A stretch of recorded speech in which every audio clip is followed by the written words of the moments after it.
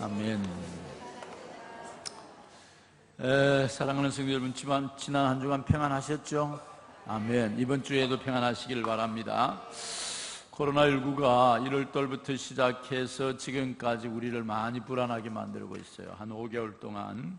어제도 질병관리본부의 정은경 본부장이 신규 확진자가 50명을 넘어섰다. 8일 만에 50이라는 숫자 넘어서 큰일이다. 그렇게 걱정하고 있어요.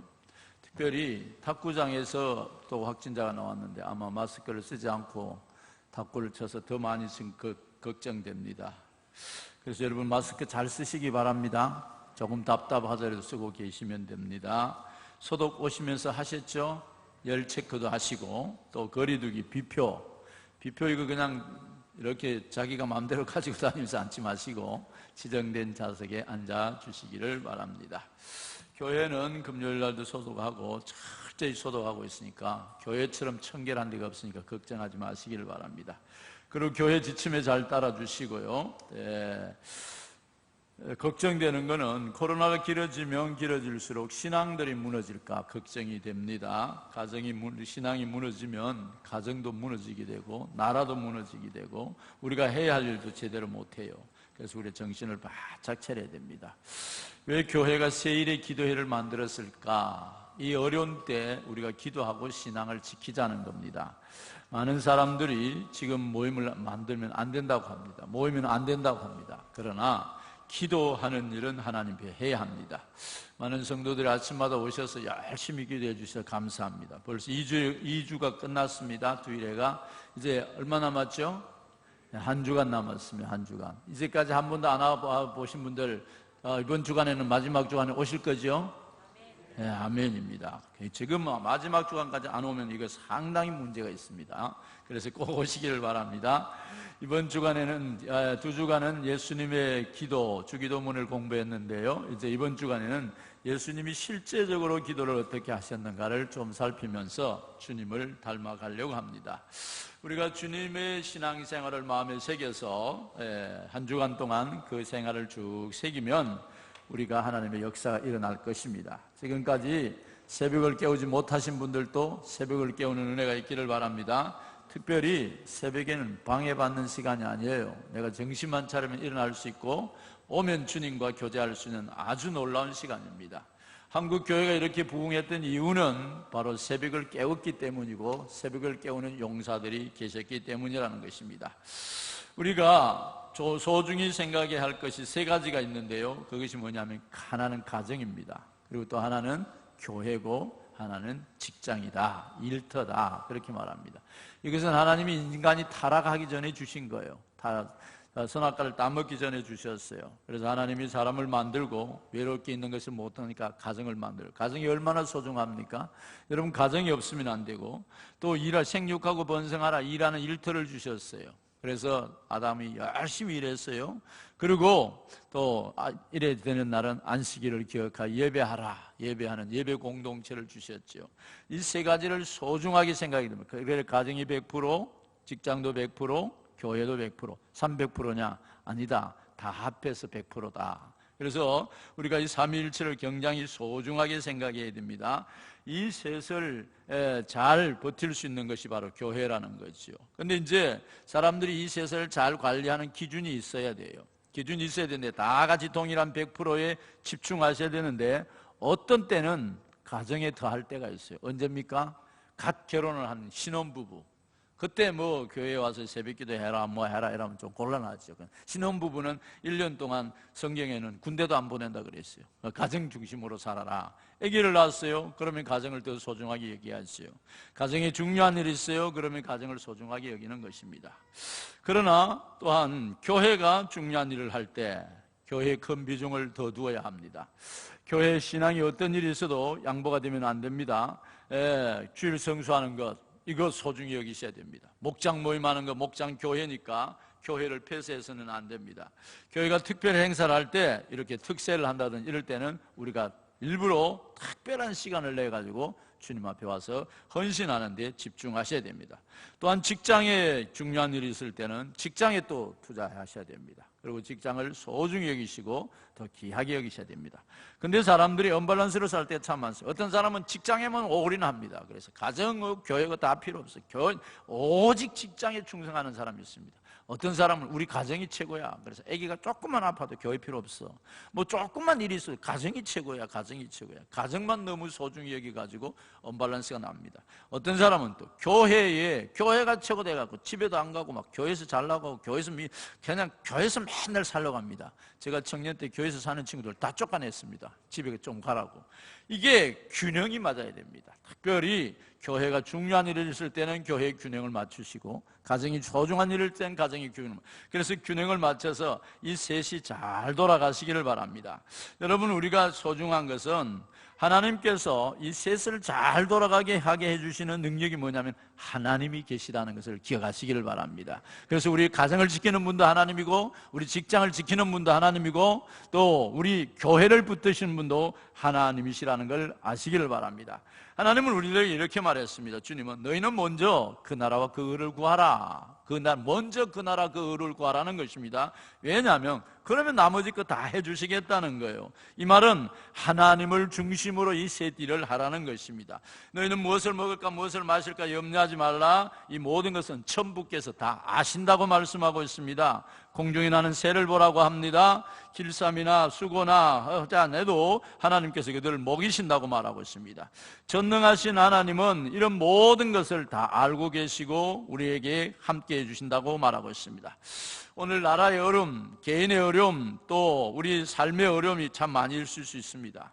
그래서 살다 보면 여러 가지 어려움이 많이 올 때가 있어요. 그럴 때 하나님을 의지하는 은혜가 있기를 바랍니다. 오늘은 우리가 이 땅에 살아가면서 수많은 어려움이 올 때 어떻게 이것을 이겨낼 것인가, 위기 관리 어떻게 할 것인가, 그 소중한 사람 한 분을 소개하려고 합니다. 그분이 누굽니까? 히스기야입니다. 히스기야 이름은 여호와는 나의 힘이시다 이런 뜻이 있습니다. 히스기야는 하나님만 힘이 되고 능력이 되는 것을 간절히 믿었던 사람입니다. 히스기야는 남왕국 유다의 14대 왕으로서 등극합니다. 그의 아버지가 13대였고 그 뒤를 이어서 25세 때 왕이 되어가지고 약 한 39세 때까지 잘 통치를 합니다. 특별히 주변에 당시 최강대국이 아수르국이었습니다. 그 아수르국이 유다 왕조를 침공하고 이스라엘 왕조까지 침공하고 유다 왕조를 침공하려 했지만은 히스기야 때문에 침공하지 못하는 그런 어려움을 겪었습니다. 이제 이들이 그것에서 남왕조 유다까지도 침범하려고 했지만은 히스기야가 믿음으로 하나님 중심으로 딱 서 있으니까 이길 수가 없었어요. 그래서 하나님께서 유다 왕국을 든든히 세울 수 있도록 한 것은 바로 히스기야 왕이었다라고 말합니다. 그래서 히스기야 왕은 믿음의 사람이고 믿음의 용사였습니다. 하나님 보시기에 훌륭한 왕이었습니다. 왕이 돼서 했던 업적들을 보면은 종교개혁을 일으킵니다. 어떤 종교개혁이냐면 부왕 아버지 아스가 온통 우상을 섬겼어요. 산당마다 곳곳마다 우상의 제물을 다 세워놓고 거기 절하게 하고 거기 음식 갖다 주고 거기 돈 갖다 두고 다 했어요. 그래서 나라를 엉망진창이 만들어 놨어요. 아버지 아하스가 왕으로 있을 때 이렇게 했던 것을 자세히 보았던 아들 히스기야는 그것을 다 들이부수고 성전을 세우기 시작하고 하나님의 전을 수촉하기 시작합니다. 그리고 그들이 섬겼던 우상들을 다 멸절합니다. 그러게 하나님이 얼마나 기뻐하시겠어요. 그래서 종교개혁을 위해서 신앙을 회복해 놓기 시작합니다. 근데 신앙을 회복해 놓고 나니까 그 다음에 아수르라는 사내립이 예루살렘을 포위하고 쳐들어옵니다. 수많은 군사를 거느리고 쳐들어왔지요. 이스라엘 히스기야 왕이 그 사건을 돌아보니까 자기 힘으로는 이길 수 없었습니다. 그래서 그들이 보낸 편지를 들고 그 편지를 하나님 앞에 강단에 가서 내려다 놓고 그 편지를 하나님께 기도해서 올리면서 이 나라를 구해달라고 기도합니다. 천하 만국을 다스리시는 주권이 하나님 앞에 있음을 알고 전쟁도 고난도 환난도 다 하나님이 주관하신 걸 믿고 그가 나가서 기도하기 시작합니다. 하나님께 기도했더니 그날 밤에 천군 천사를 보내서 아수르 그 강한 군대 18만 5천을 다 멸하게 합니다. 그래서 전쟁에서 대승리합니다.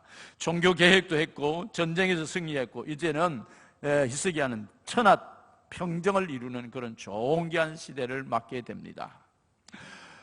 우리가 역사 속의 인물들을 찾아보면 이렇게 신앙이 훌륭한 히스기야 같은 사람이 성경에 기록되어 있습니다. 뿐만 아니라 역사 가운데도 이런 사람들이 있습니다. 이 신앙을 그대로 본받아서 하나님의 뜻대로 살았던 훌륭한 장군들이 있습니다. 미국에 가장 존경했던 에브라함 링컨, 지금까지 수많은 대통령이 미국에 많이 나왔지만 지금도 인기 투표를 하면은 에브라함 링컨이 당연 1위를 차지한다고 말합니다. 얼마나 훌륭했으면. 그가 훌륭했던 업적 중에 하나가 바로 늘 기도하는 거였습니다. 링컨의 놀라운 위기관리 능력은 히스기야를 닮았다라고 말합니다. 남북 전쟁이 한창 고조될 때 그들을 따르던 충성된 참모가 대통령 관저에서 방문하게 됩니다. 하룻밤을 자고 있는데 어디선가 흐느끼는 소리가 너무 들려서 깜짝 놀라서 일어나서 백악관을 찾아가 보았더니 대통령이 그날 밤을 지새워서 눈물 흘리며 나라를 위하여 기도했습니다. 무릎을 꿇고 남북 전쟁을 위하여 눈물로 기도하고 있는 그 모습을 보면서 그의 충성된 참모가 이렇게 말했습니다. 남북 전쟁에 절대로 지지 않겠다. 패배하지 않겠다. 반드시 승리하겠다. 그분의 기도를 통해서 백악관이 기도실로 바뀐 역사가 일어납니다. 그리고 남북전쟁에 넉넉히 이겼다고 말하고 있습니다. 그는 히스기야의 기도를 본받았다라는 것입니다. 또 한 사람이 있습니다. 영국을 위해서 구하고 전 세계 나치로부터 구원한 위스턴 처칠 수상입니다. 그도 역시 기도의 사람입니다. 연합군이 쳐들어와서 도저히 이길 수 없을 때 그는 방송으로 전 영국 국민들에게 기도를 부탁합니다. 지금은 기도해달라고, 나라를 위하여 기도해달라고. 그때마다 영국군이 위기에서 건짐을 받았고 놀라운 일을 행했다라고 말하고 있습니다.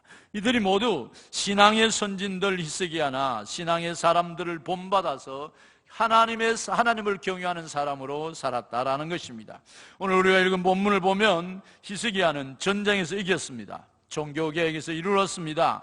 태평성세를 이루겠습니다. 히스기야는 그 어떤 큰 위기와 어려움을 다 이기고 이제 그가 왕으로서 한 10여 년 정치했으니까 태평세월을 이루면서 왕권을 거느려갈 그런 시기였습니다. 그런데 오늘 말씀 보시기를 바랍니다. 그때에 히스기야가 병들어 죽게 되니 아모스의 아들 선지자 이사야가 나아가서 그에게 이르시되 1절 말씀입니다. 여호와께서 그같이 말씀하시기를 너는 네 집에 유언하라. 네가 죽고 살지 못하리라 하셨나이다.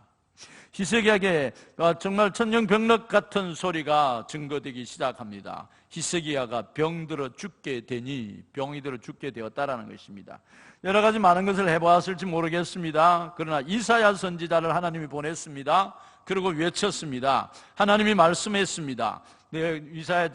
히스기야 집에 가서 말해라. 죽는다고, 못 살 것이라고. 그래서 와갖고 뭐라고 말합니까? 네가 죽고 살지 못하리라. 네 집에 유언하라 라고 말하고 있습니다. 하나님의 선지자가 그 왕의 집을 방문했으면 기도도 좀 해주고 그 다음에 위로도 해주고 또 말도 좀 상담도 해주고 그러면 좋지 않습니까? 그런데 선지자 이사야는 그런 거 하지 않고 네 집에 유언하라. 네가 죽고 살지 못한다고 한다. 이게 하나님의 뜻이다. 그렇게 전하는 것입니다. 이사야가 와서 뭐 했느냐면 사망 선고를 선포하고 가는 것입니다. 여러분, 와서 잠시 쉬면서 위로해줘야 할 선지자가 사망 선고를 선포했다는 것은 얼마나 무서운 일입니까? 지금 히스기야는 도저히 희망이 없는 사람이었습니다. 왜요? 하나님이 안 된다고 하지 않습니까? 세상 사람들이 의사가 안 된다 해도 희망이 있습니다. 하나님을 의지하면 되니까요. 세상 사람이 안 된데도 희망이 있습니다. 하나님을 믿으면 되니까요. 세상이 다 안 된데도 하나님 앞에 나오면 질병도 치유되고 문제도 해결되고 여러 가지 일들이 풀리기 시작합니다. 그런데 지금 히스기야는 하나님이 안 된다고 네가 죽고 살지 못하리라 유언장을 선포하고 갔습니다. 그런데 히스기야는 절망적 상황이 찾아왔을 때, 병들어 죽게 됐을 때 어떻습니까? 왕이 된 지 14년째입니다. 지금 이제 나이가 39살이에요. 한창 장장하게 살아갈 힘 있는 때입니다. 정말 열심히 일할 수 있는 그런 나이입니다. 열심히 종교개혁도 하고 전쟁에도 이기고 나라를 살리고 평정을 이뤘습니다. 어쩌면 가장 행복한 때입니다. 이제는 좀 누리고 보고 싶고 좀 편하게 지내고 싶을 이런 때입니다. 그런데 인생길에 뜻하지도 않고 절망적인 상황에 빠진 청정백력 같은 소리를 들었던 히스기야입니다. 이스라엘 백성들이 광야길에서 마라의 쓴물을 만나 고통스러워할 때, 원치 않는 순간에 쓴물을 인하여 고통당할 때 그들이 뭐 했습니까? 어려움이 찾아오니까 그들은 원망하고 불평했다라고 말을 하고 있습니다. 사람들은 자기의 이 어려움이 히스기야에만 찾아오느냐? 우리 가정에도 찾아옵니다. 우리 개인에게도 찾아오고 우리 일터에도 찾아오고 우리 자녀에게도 찾아옵니다. 대학을 원했던 아이가 대학을 떨어지고, 취직하고 싶었던 아이가 취직을 하고, 결혼을 하려고 했는데 결혼이 되지 않고, 또 우리 작은 어린아이, 이제 갓 자라는 어린아이에게까지도 어려움이 찾아올 때가 있습니다. 남들은 여러 가지 환경을 보고 다 어떻게 말할지 모르겠지만은 지금 히스기야는 지금 실존적 허탈감에 빠져 있습니다. 위기를 수습하려니까 할 길이 없습니다. 병들어 죽게 되었다고 선포했지 않습니까?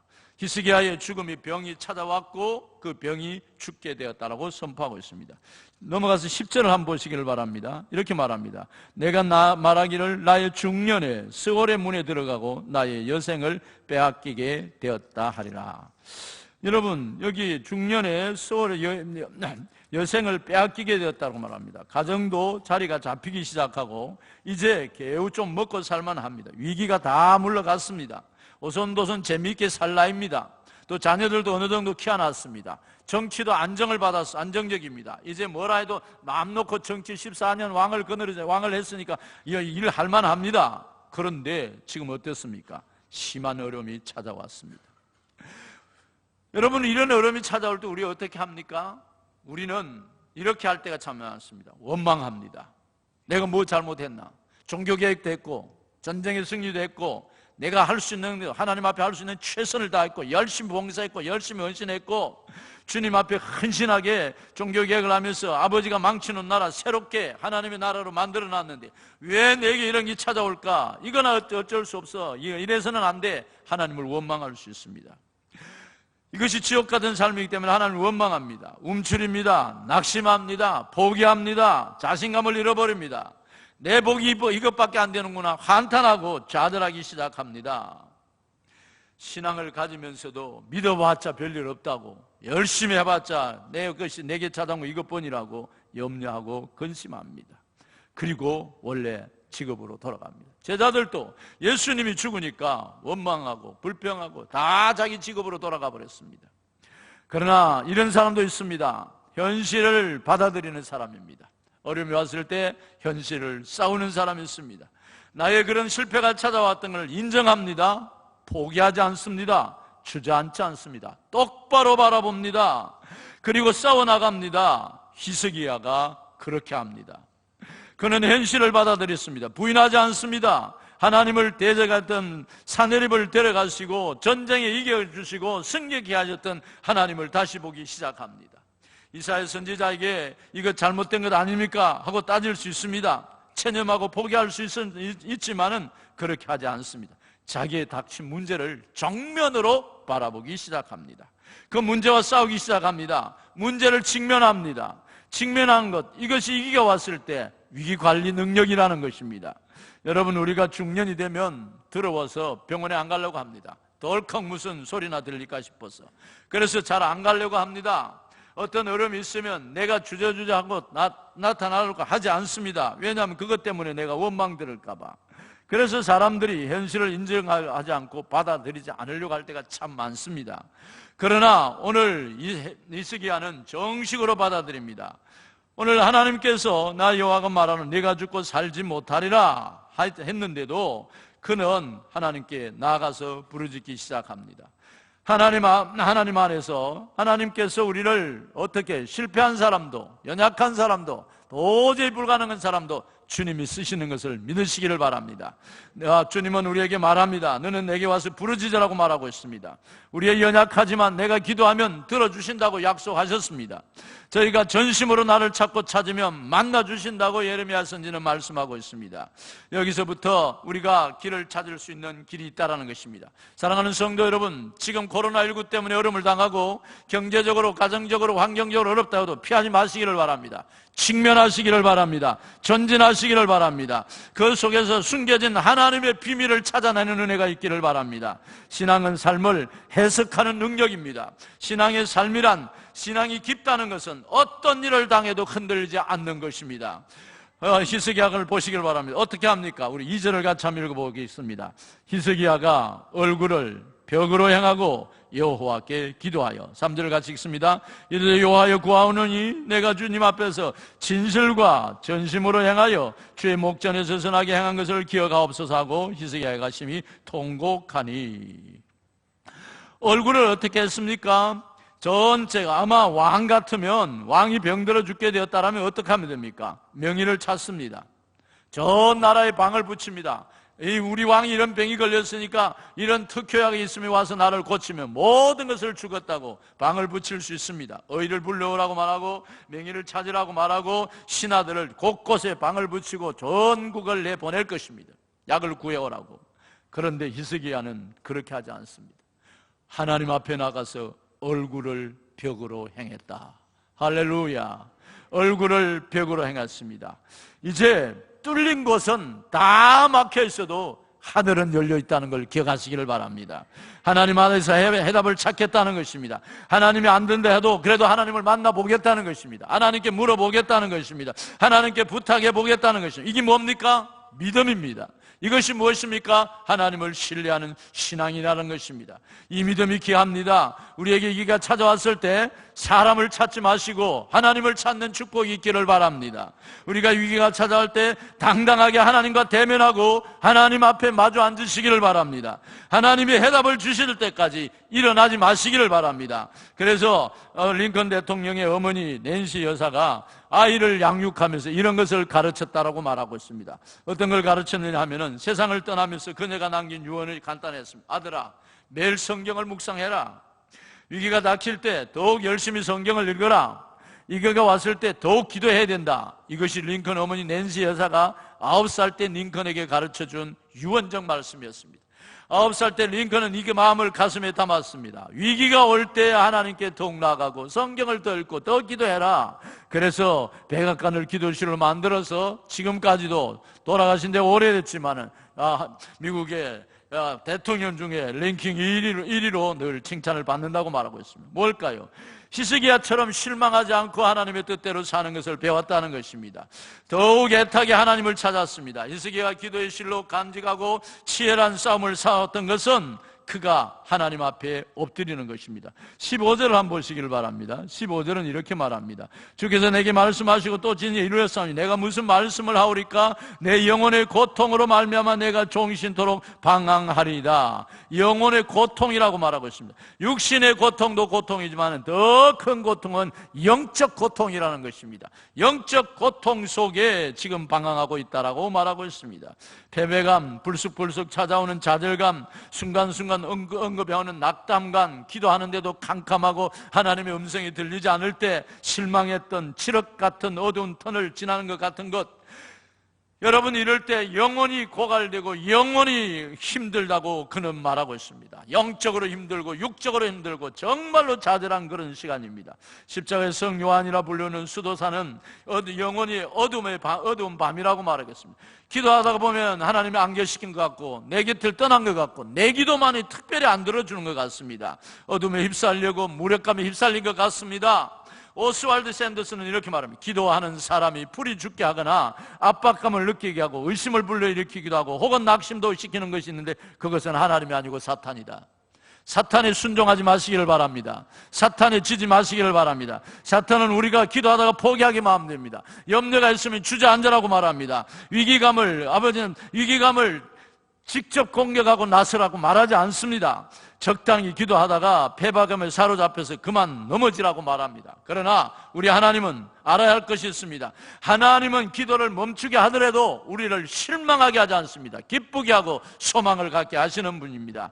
사탄이 멈추게 하는 기도, 패배의식을 남겨줍니다. 다시 회복하는 은혜가 있기를 바랍니다. 지금까지 기도하다가 쉬었던 사람, 오늘 다시 회복하시기를 바랍니다. 영적 생활의 쓴뿌리가 되고 상처가 되었던 것을 다시 주님 앞에 나와서 회복하는 은혜가 있기를 바랍니다. 그래서 패배의식이 찾아오면 찾아올수록 흔들지 말고 하나님을 붙드십시오. 독생자까지 주신 하나님이 우리 기도를 들으시고 우리를 사랑으로 붙들어 주실 것입니다.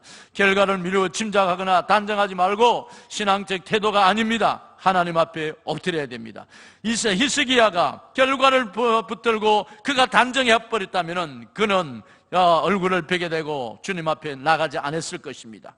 3절은 이렇게 말합니다. 이르되 여호와여 구하노니 내가 주께 진실과 전심으로 행하여 주의 목전에서 선하게 행한 것을 기억하옵소서. 히스기야가 심히 통곡했다. 무슨 말입니까? 그가 알았습니다. 하나님은 역사의 하나님, 영광의 하나님, 통치의 하나님, 하나님, 내가 평소에 믿을 때 한 가지라도 내가 주님 앞에 정성을 다했던 것 그거라도 기억하고 나를 살려주십시오. 내가 하나라도 충성했던 거, 하나라도 헌신했던 거, 내가 그래도 주님 뜻대로 살아보려고 몸부림쳤던 거 그 마음 하나라도 보시고 나를 살려주십시오 말하고 있습니다. 히스기야가 이렇게 기도했던 것은 하나님의 영광의 하나님이시고 광대하신 하나님이시고 크신 하나님인 걸 알았습니다. 또한 히스기야가 알았던 하나님은 가장 자기 가까이 계신 하나님인 것을 알았습니다. 치밀하고 친숙한 하나님인 걸 알았습니다. 한 사람 한 사람 마음을 만져주시고 우리를 일깨워 주시고 사랑해 주시는 하나님인 것을 알았습니다. 빌립보 2장 7절은 말합니다. 오히려 자기를 비워 종의 형체를 가진 사람들과 같이 되었다고 말하고 있습니다. 주님이 우리와 함께하고 싶어서 자기가 사람이 되어서 종의 행체로 이 땅에 오셔서 임마누엘 하신 분이 주님입니다. 나와 함께 있고 내 곁에 계시고 싶고 나의 모든 것을 들어주고 나의 모든 삶을 맡아 다스려주고 싶어서 주님이 친히 이 땅에 오셔서 우리의 죄 문제를 다 용서해 주시고 우리를 자녀 삼아 주셨습니다. 오늘 본문 5절에서 이렇게 말합니다. 하나님께서 이사야를 보내면서 하시는 말씀을 보시기를 바랍니다. 네 기도가 들었고 네 눈물을 보았노라라고 말하고 있습니다. 하나님은 우리가 울부짖는 기도를 듣고 있습니다.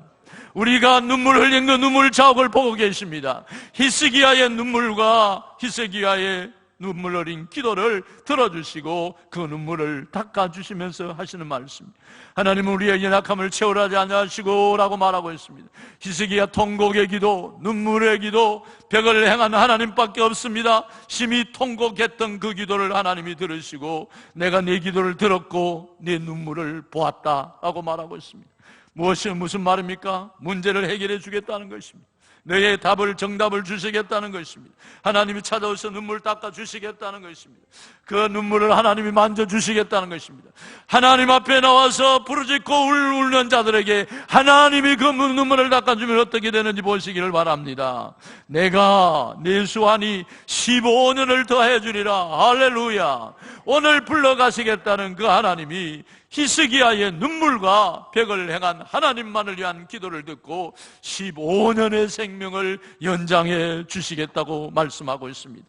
사랑하는 성도 여러분, 우리 8절을 보시길 바랍니다. 8절에 이렇게 보라, 아하스의 해시계가 나갔던 해 그림자를 뒤로 10도를 물러가게 하리라 하셨다라 하시더니 이에 해시계가 나갔던 해의 그림자가 10도를 물러가게 하리라.